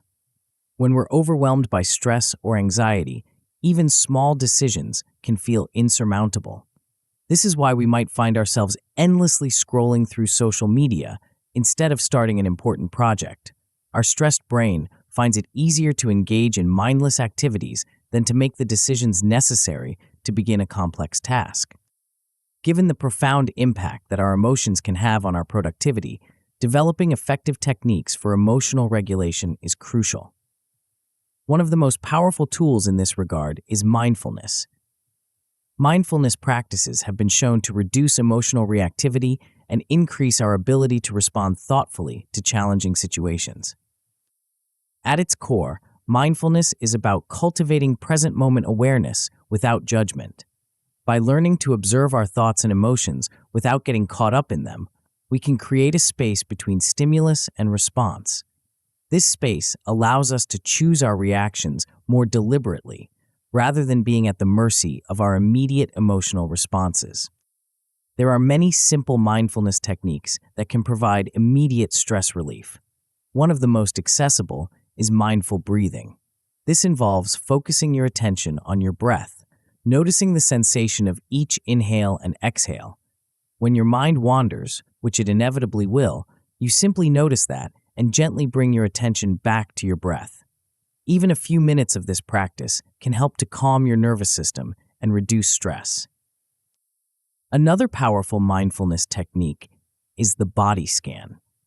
This involves systematically bringing your attention to different parts of your body, noticing any sensations present without trying to change them. This practice can help you become more aware of where you're holding tension in your body and can promote physical and mental relaxation.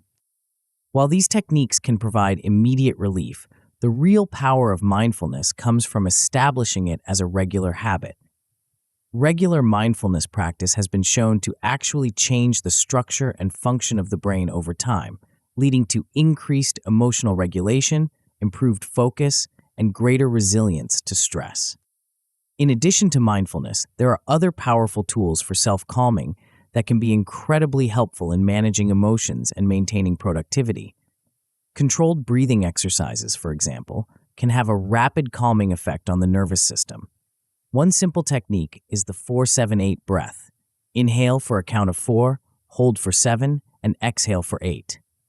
This extended exhale helps to activate the parasympathetic nervous system, promoting a state of calm.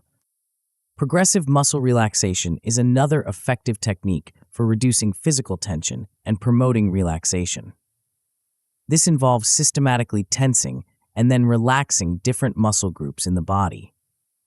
By deliberately creating and then releasing tension, you become more aware of what relaxation feels like in your body, making it easier to achieve this state when you're feeling stressed. Visualization techniques can also be powerful tools for shifting your mental state. This might involve imagining a peaceful, calming scene in vivid detail or visualizing yourself successfully completing a challenging task. These mental rehearsals can help to reduce anxiety and boost confidence. While these techniques can be incredibly helpful in the moment, true emotional resilience comes from strengthening our internal resources over time. This involves building greater self-awareness and reinforcing positive emotional cycles. Developing self-awareness is about learning to recognize your emotional patterns and understanding how they influence your behavior and decision-making. One effective technique for building this awareness is to keep an emotion journal. Each day, take a few minutes to jot down your emotional experiences, noting any patterns or triggers you observe. Over time, this practice can help you become more attuned to your emotional landscape and better equipped to manage challenging feelings. It's also important to understand the connection between emotions and decision-making. Our emotions aren't just reactions to events. They play a crucial role in how we evaluate situations and make choices. By becoming more aware of how your emotions influence your decisions, you can make more balanced, thoughtful choices, even in challenging circumstances. Training yourself to recognize negative triggers early is another key aspect of building emotional resilience. The earlier you can catch yourself in a negative emotional spiral, the easier it is to shift course. This might involve setting up regular check-ins with yourself throughout the day, or using physical reminders, like a bracelet or a note on your desk, to prompt you to tune into your emotional state.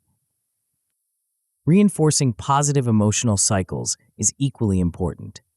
One powerful way to do this is through gratitude practice.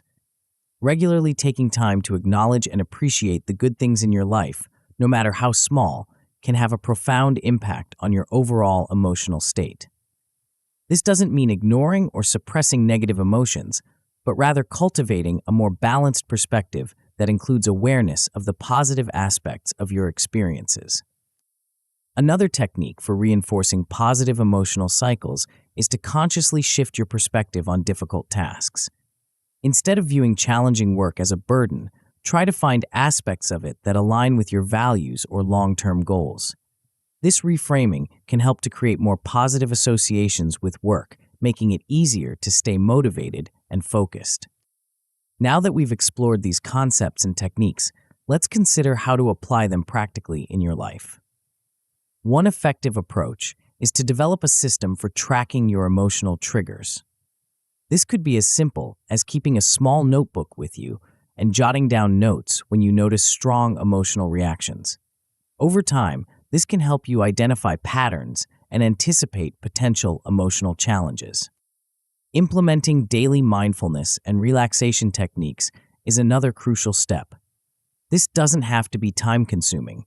Even 5 to 10 minutes a day can make a significant difference. The key is consistency.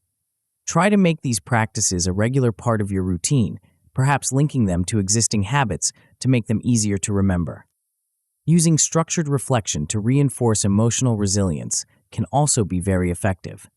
This might involve setting aside time each week to review your emotional experiences, celebrate your successes in managing challenging situations, and plan for potential future challenges. This regular reflection can help to solidify your emotional regulation skills and build confidence in your ability to handle difficult emotions. As you start implementing these strategies, you can expect to see several positive outcomes. At a good level, you'll find that you're able to recognize and manage emotional triggers more effectively. You'll catch yourself earlier in negative emotional spirals and be better equipped to shift your state when needed. An excellent outcome would be maintaining productivity even under stress and pressure. You'll find that you're able to stay focused on your goals and make progress on important tasks, even when facing challenging emotions or circumstances. The best possible outcome? Developing an unshakable emotional foundation for lifelong success. In this scenario, emotional resilience becomes an integral part of who you are. You're able to navigate life's ups and downs with grace and equanimity, maintaining your focus and productivity regardless of external circumstances. Of course, as with any new skill, there can be challenges along the way. One common pitfall is ignoring emotions until they build up to unmanageable levels. If you find yourself doing this, try implementing daily emotional check-ins.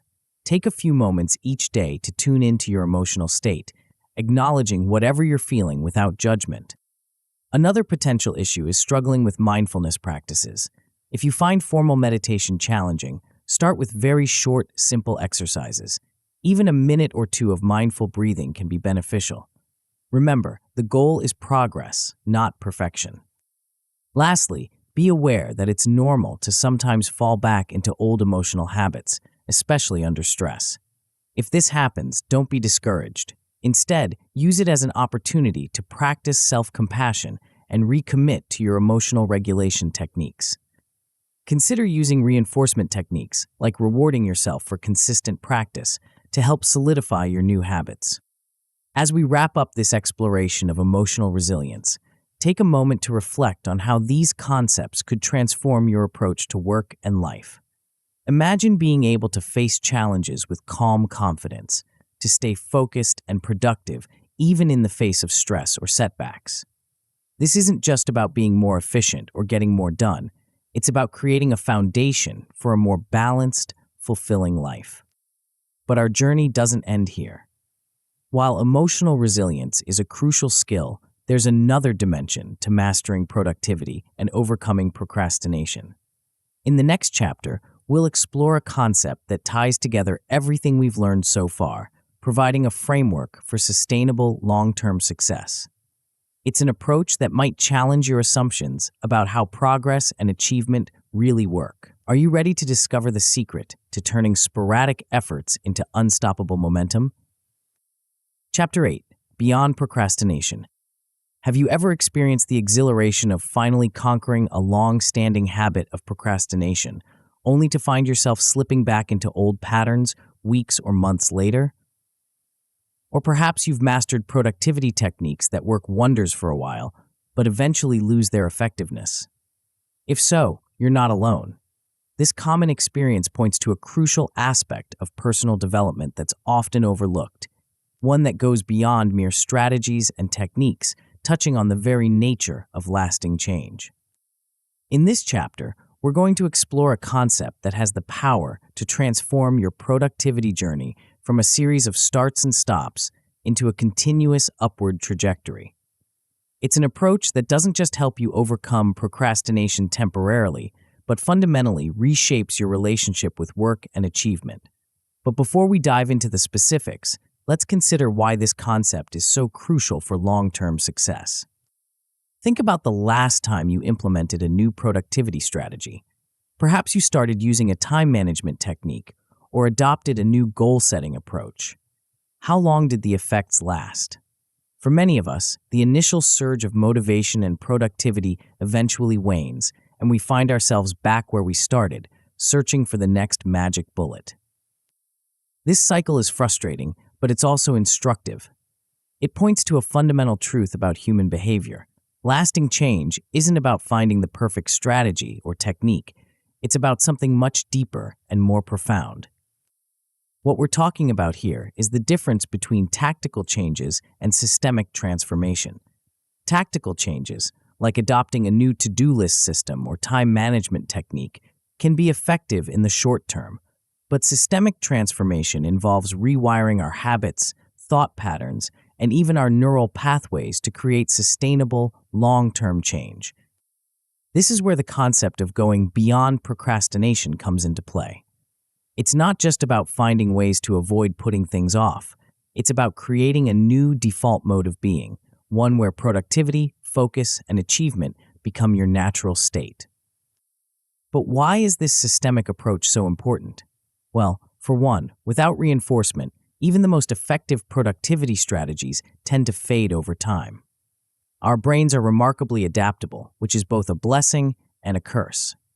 While this adaptability allows us to learn new skills and habits, it also means that without consistent reinforcement, these new patterns can easily be overwritten by old, ingrained behaviors. Moreover, long-term success depends far more on habitual systems than on willpower. Willpower is a finite resource that can be depleted over time. Relying solely on willpower to maintain productivity is like trying to run a marathon by sprinting. You might make impressive progress initially, but you'll inevitably burn out. Habitual systems, on the other hand, operate largely on autopilot, requiring far less conscious effort to maintain.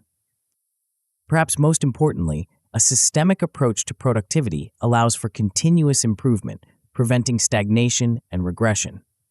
When productivity becomes an integral part of who you are, rather than something you do, you're naturally inclined to seek out ways to refine and enhance your approach over time. So, how do we go about creating this systemic transformation? The key lies in integrating the various strategies and techniques we've explored throughout this book into a cohesive, personalized system.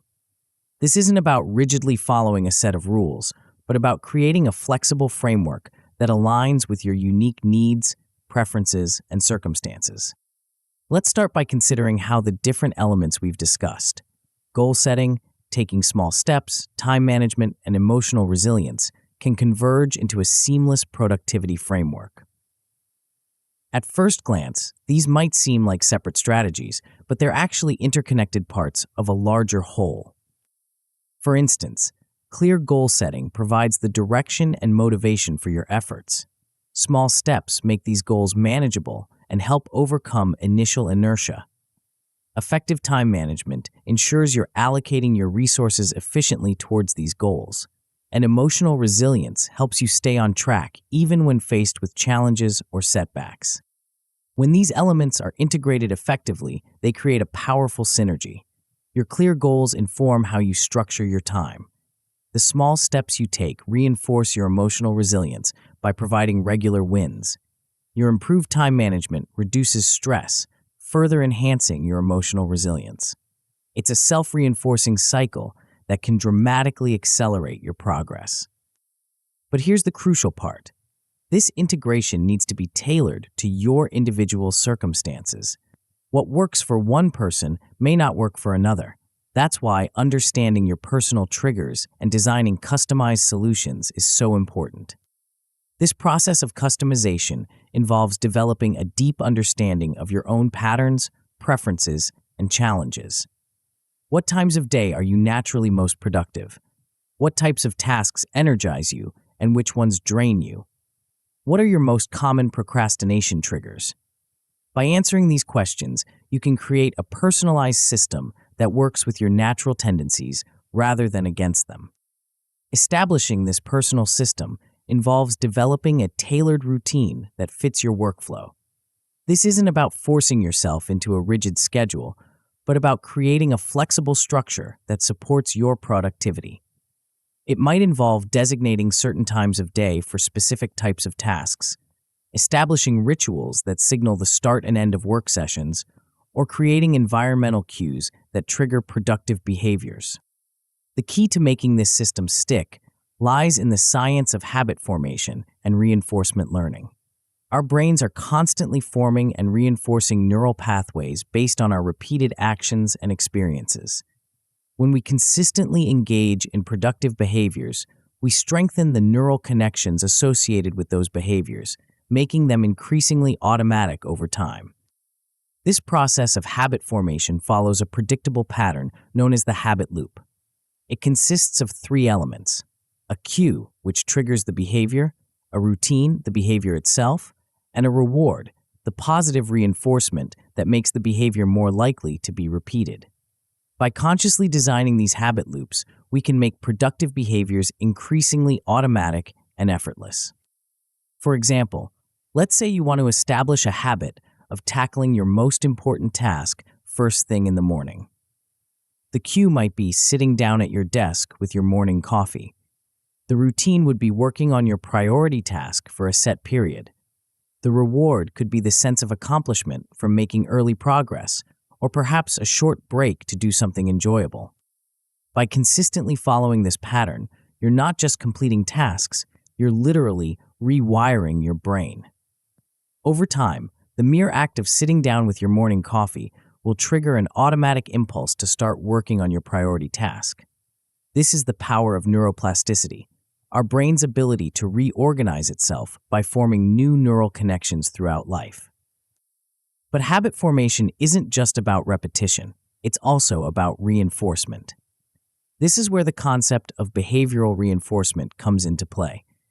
By providing ourselves with small rewards for productive behaviors, we can accelerate the habit formation process and make these behaviors more likely to stick. These rewards don't have to be large or elaborate. In fact, intrinsic rewards, like the satisfaction of making progress or the pride in maintaining a streak, are often more effective than external rewards in the long run. The key is to create a clear association between the productive behavior and a positive outcome.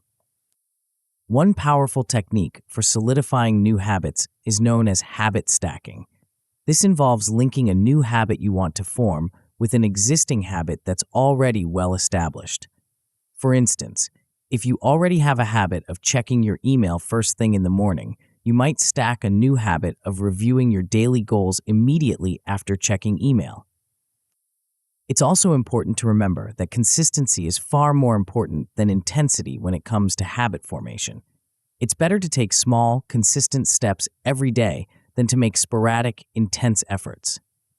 This consistent action is what gradually rewires your neural pathways, making productive behaviors increasingly automatic over time. Now, let's consider how to apply these concepts practically in your life. One effective approach is to create a personal tracking system for habit consistency. This could be as simple as a paper checklist or as sophisticated as a digital habit tracking app. The key is to have a clear, visible record of your consistency in performing your desired habits. Establishing a feedback loop for continuous improvement is another crucial step. This involves regularly reviewing your progress, identifying areas for improvement, and making small adjustments to your system. This ongoing refinement ensures that your productivity system remains effective and aligned with your changing needs and circumstances over time. Designing a reinforcement plan for sustained motivation is also important. This might involve setting up a system of rewards for achieving certain milestones or maintaining consistency in your habits. Remember, the goal is to create positive associations with productive behaviors, making them more likely to be repeated in the future. As you start implementing these strategies, you can expect to see several positive outcomes. At a good level, you'll develop a stable personal system for staying on track. You'll have clear routines and habits that support your productivity, making it easier to maintain consistent progress towards your goals. An excellent outcome would be naturally engaging in productive behavior without resistance. In this scenario, you'll find that productive actions become your default mode. Instead of having to force yourself to get started on important tasks, you'll find yourself naturally inclined to take action. The best possible outcome? Reaching a level of self-discipline where high performance becomes effortless.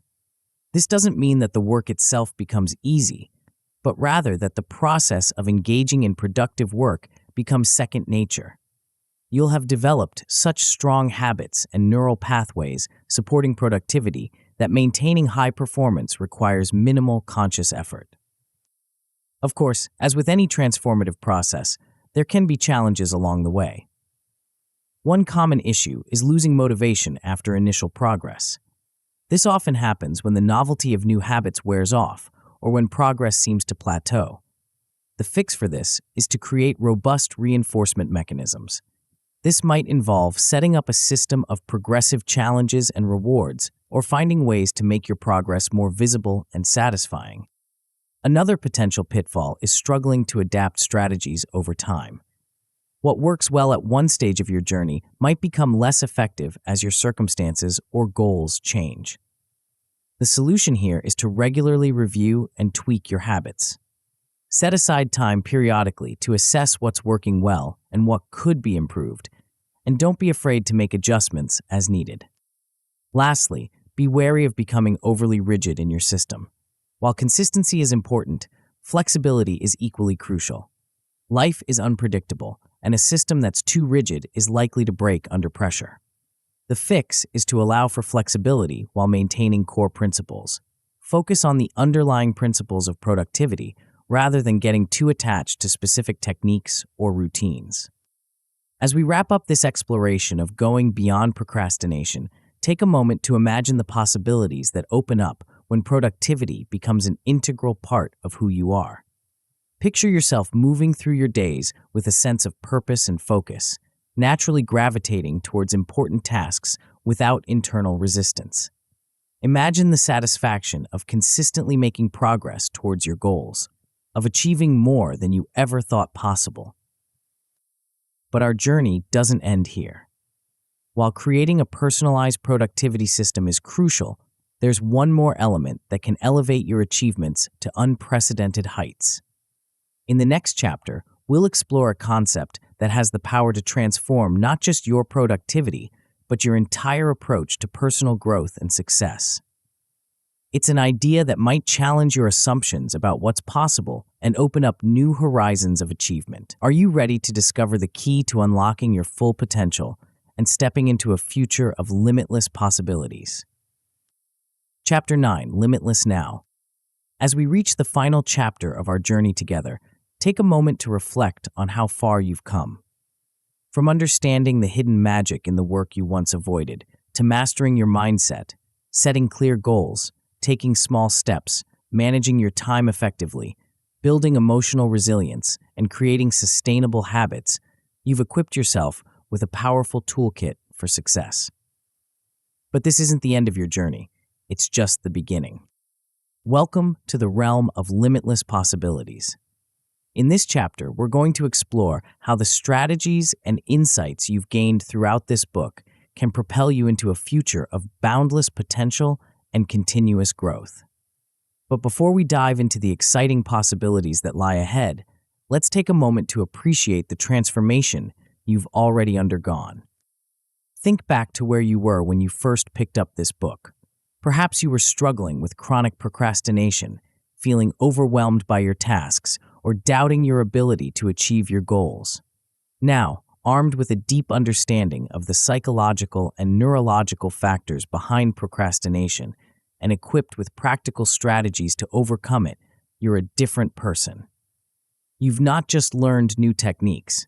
You've fundamentally shifted your relationship with work, productivity, and personal growth. This transformation didn't happen overnight. It's the result of small, consistent actions, the kind we've emphasized throughout this book. Each time you reframed a negative thought, each small step you took towards a goal, each moment you chose to focus despite distractions, these actions have been gradually rewiring your brain, creating new neural pathways that support productivity and achievement. But here's the truly exciting part. The changes you've experienced so far are just the tip of the iceberg. The strategies you've learned aren't just tools for overcoming procrastination. They're the keys to unlocking your full potential in all areas of life. Let's explore how. First, consider how these new habits and mindsets can transform your relationships. The proactive habits you've developed don't just apply to work tasks. They spill over into how you approach your interactions with others. You're likely to become more reliable, following through on commitments, and showing up fully in your relationships. The clear communication skills you've honed in setting and pursuing goals can enhance your ability to express your needs and understand others. Moreover, the emotional resilience you've built is a superpower in social interactions. You're better equipped to handle conflicts, navigate challenging conversations, and maintain your composure under pressure. This emotional stability can lead to deeper, more meaningful connections with others, as you're able to be present and engaged even in difficult moments. But the impact goes beyond just your immediate circle. As you continue to grow and achieve, you become an inspiration to those around you. Your success creates a ripple effect, motivating others to pursue their own goals and overcome their limitations. In this way, your personal growth becomes a catalyst for positive change in your community and beyond. Now, let's consider what you'll be able to achieve that might have seemed impossible before. Remember those tasks or projects that used to fill you with dread or hesitation? With your new skills and mindset, you can now turn that hesitation into immediate action. The paralysis of procrastination has been replaced by a bias towards action. You see challenges as opportunities for growth rather than obstacles to avoid.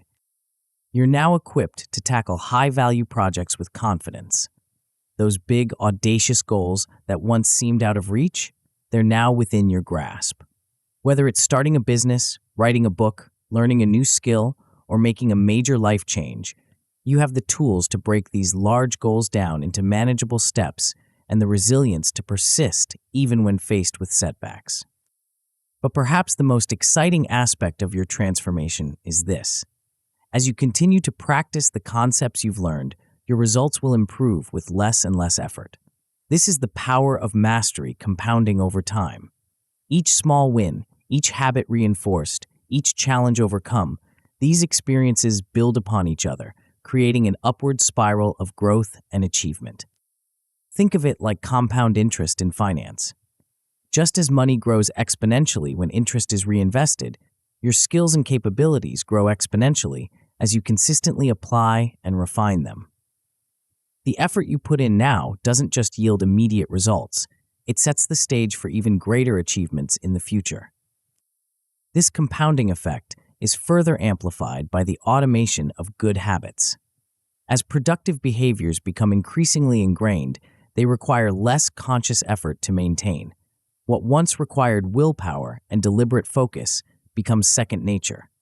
This frees up mental energy for tackling new challenges and pushing the boundaries of what's possible. Imagine a future where productivity isn't something you strive for, but simply a natural state of being. A future where you automatically gravitate towards high-value activities, where procrastination is a distant memory, and where you consistently operate at peak performance. This isn't just a fantasy, it's the logical outcome of consistently applying the principles you've learned. But here's the truly transformative insight. The strategies you've learned aren't just about doing more or achieving more, they're about becoming more. By consistently challenging yourself, overcoming obstacles, and expanding your capabilities, you're not just changing what you can do, you're changing who you are. This is where the concept of limitless now truly comes into play. It's not about some far-off future where you'll finally have it all figured out. It's about recognizing that right now, in this moment, you have everything you need to start creating the life you want. The limitations you once perceived were largely self-imposed, products of old thought patterns and habits. Now that you've learned to reshape those patterns, you've unlocked a world of limitless possibilities. But this realization comes with a responsibility. Now that you understand the power you hold, it's up to you to use it wisely. Your increased productivity and achievement aren't ends in themselves. They're tools for creating positive change in the world. As you continue to grow and succeed, consider how you can use your newfound capabilities to make a meaningful impact on the lives of others. As we conclude our journey together, remember that the strategies and insights you've gained are not just tools for overcoming procrastination, but the foundation for a life of limitless potential. However, to truly harness this power, there's one more crucial skill to master. It's the key to turning your newfound productivity into tangible, daily results. Curious about what this game-changing skill might be? The answer lies in mastering the art of daily execution. To take your transformation to the next level and learn how to consistently plan, execute, and achieve your goals day after day, dive into the audiobook Master Your Day, Plan, Execute, Achieve. Tap the center of the video now to continue your transformation journey.